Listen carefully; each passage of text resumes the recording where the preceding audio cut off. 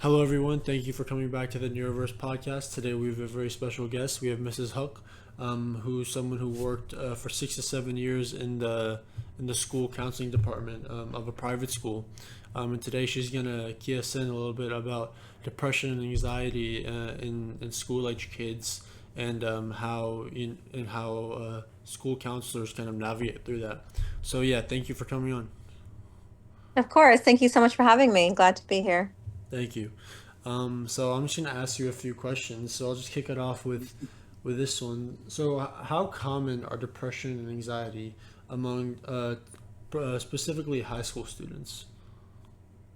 Yeah, so it is actually honestly a lot more common, I think, than we'd like to believe. I worked predominantly with the middle and high school students at my school, Mm-hmm. and it's very common, and I think there are, a lot of different reasons. Just at that age, there's so much change happening, and there's just a lot of stressors with the, responsibility of school and grades. But then you also have issues with just social life and friends, and, just so much going on, even with social media.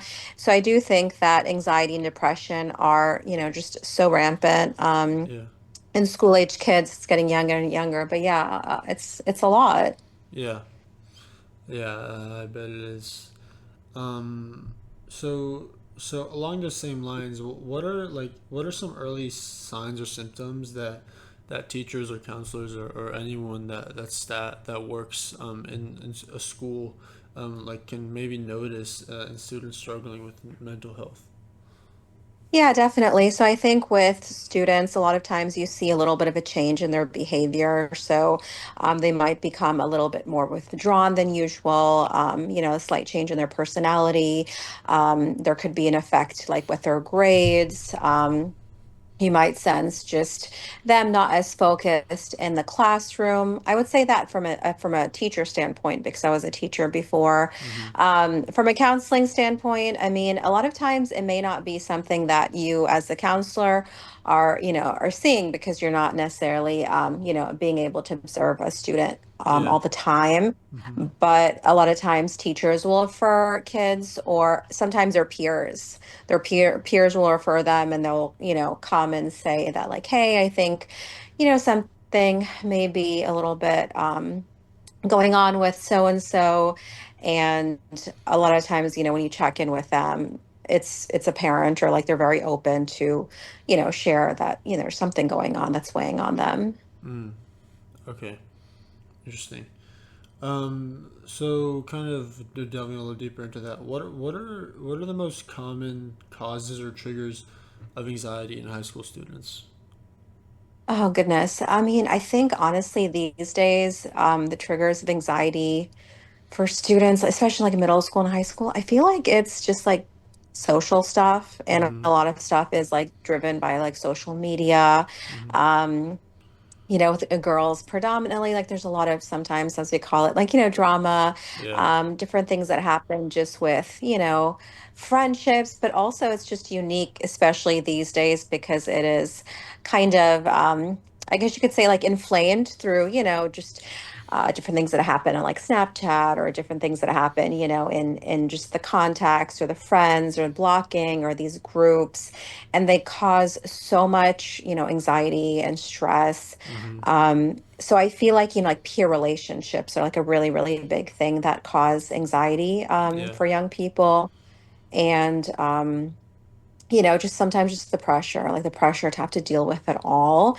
It's really hard, because even though you're so interconnected, and you have these connections, but it can just still feel really isolating when you're dealing with it, individually on your own. Yeah. Yeah.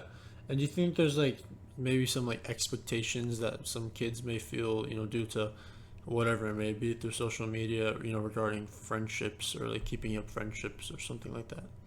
Yeah, yeah, definitely. I mean, I think, they always say like back in the day, well, you know what I think it is? I think it's like kids or like young people, they can't just be off, right? Uh-huh. So back in the day, there's this like notion that when, you were at school, like, you had your issues or you had your stuff, at the playground, quote unquote. But these days, it's kind of like social media is like this 24/7 connection, Mm-hmm. to everybody, right? Essentially, like the world, but even just your social group, the connections of your social group with other people. And I think that's a lot of pressure for young Yeah. people Mm-hmm. to like never be able to kind of disconnect. So yeah, pressure to also like meet certain standards of coolness, of, Mm-hmm. looks, of things that you have, but also just this, I don't know, just like appearances, if that makes sense, of like Yeah, yeah. status, all that stuff that comes together. Yeah, for sure. It's a lot. It's a lot to navigate as somebody that's young. Yeah, for sure. For sure. So to kind of cope with these struggles that some of these kids may be having, what strategies do you recommend, coping strategies for students experiencing anxiety or depression? I think, one of the coping strategies is to really talk to somebody who they can trust. Unfortunately, like it's not always somebody that they can talk to. And it's unfortunate, but sometimes, like, talking to parents isn't really helpful, because if it's coming to parents who maybe might get upset, to hear something that they don't necessarily are happy with, or maybe who may judge their feelings. So that can be really, really hard.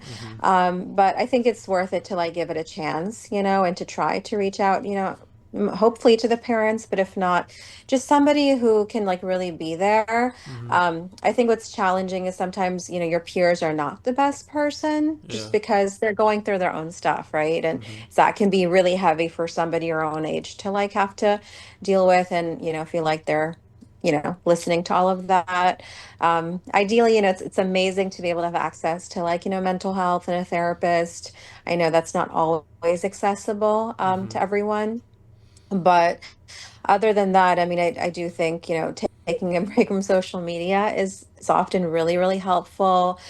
Getting involved in like other things like sports or hobbies, of course, exercising, Mm-hmm. um, taking time. I know it sounds cliche, but just like, like breathing. I mean, I Yeah. know sometimes it sounds so silly, but just certain like coping mechanisms or like Mm-hmm. grounding techniques to kind of slow down, right? When our mind is racing, we have so many thoughts and just anxious thoughts crippling us, then it can just be really helpful to like get out of nature, or just like slow down a little bit with breathing and things like that. I find that really helpful. Yeah. So you'd say the main things are kind of, finding a trusted adult, speaking to Mhm. them, and then along with that, disconnecting kind of, from whatever it may be.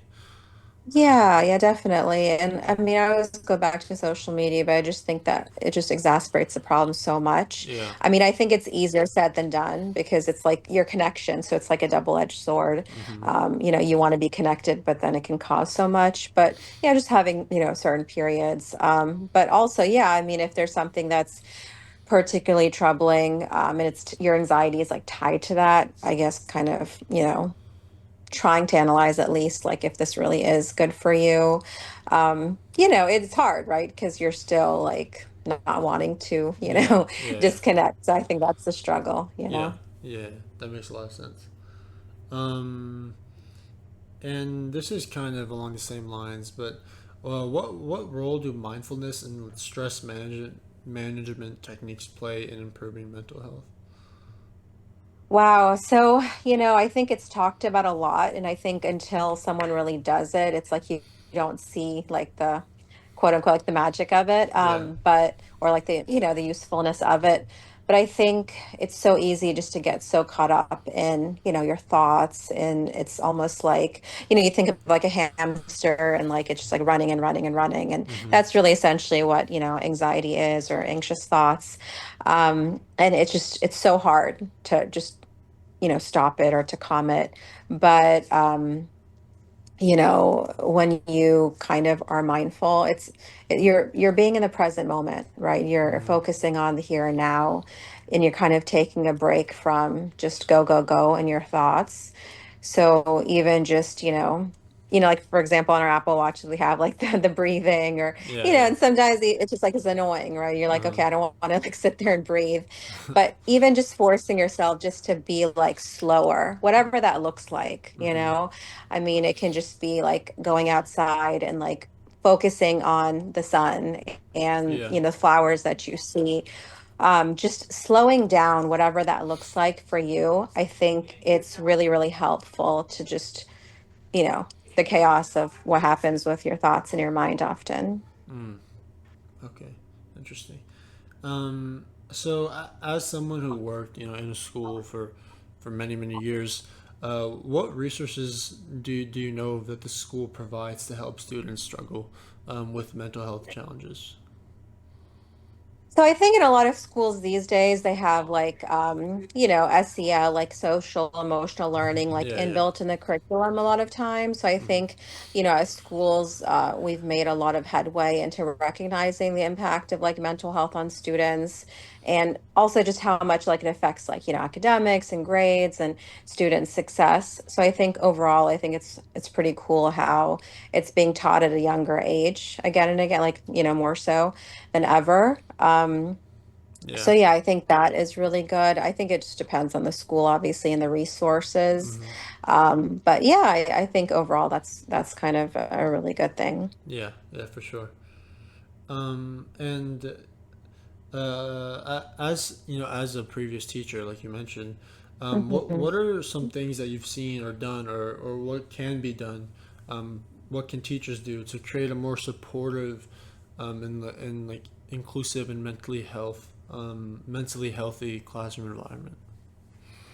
Yeah, so I think, for teachers, it's really important for them to just understand, like outside of the context of someone being a student, Uh huh. they wear many, many hats, and like, for example, your class is not their entire world. It's just one little subset of everything else that's on their plate. Yeah. And like your student is struggling because they have, they're on the sports teams, they're on in the clubs, they're in their extracurriculars, and then they're taking all these classes to kind of, try to, have a good GPA or whatever. So I think just kind of mentally remembering that and also just keeping the humanity in the classroom, letting your students know that, if they are particularly stressed and Mm-hmm. they can reach out to you and that you will believe them that, hey, X, Y, and Z is happening, or, you may not even feel comfortable sharing, but just like, hey, I have a lot and I'm really, really, really stressed. Do you think I could have maybe a little bit more time? Mm-hmm. And just, you may not always be able to, depending on, the assignment or what's Yeah. going on with,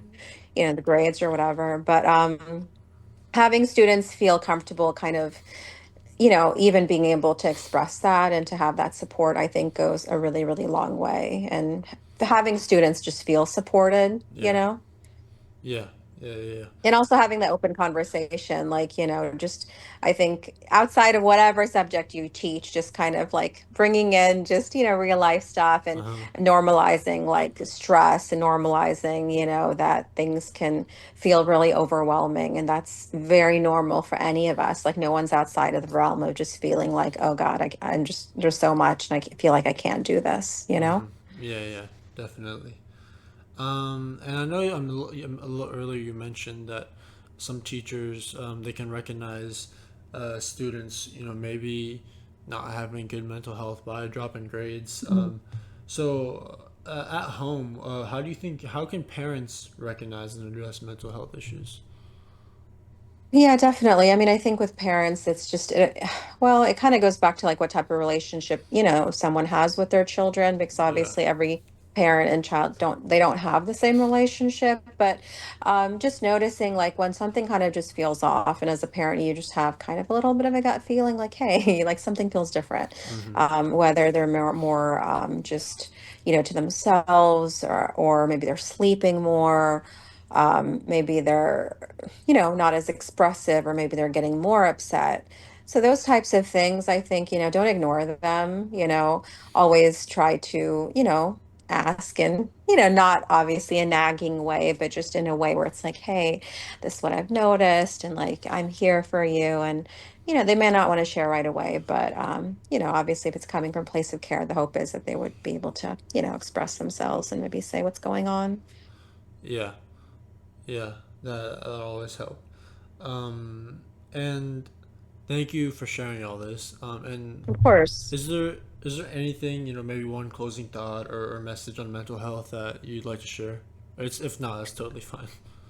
Yeah, yeah. I mean, I think what's important to remember is that like we're human, right? We're not robots. So every single human throughout the span of our life is going to go through ups and downs. And it's not like when we think of mental health of like this one very specific or like this one moment in time. It's just, there's highs and lows throughout life. Mm-hmm. And I think it's important to kind of just normalize that it's just health in general. And it's something that we have to continuously work on. And, the support is so important that you feel supported, you have, an ear.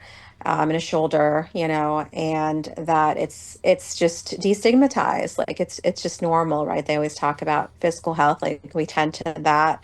So of course, the same way, even more so with our heart and our mind and our emotions. Mm-hmm. And I think the more that we support each other, then it can be something that can absolutely always be worked on and established to, be in a healthy place for a Yeah. person's success and overall wellness. Yeah. Okay. Awesome. Thank you so much for coming on and giving us an insight into your expertise. Of Uh, course, glad to have been able to help. awesome. And thank you everyone for watching.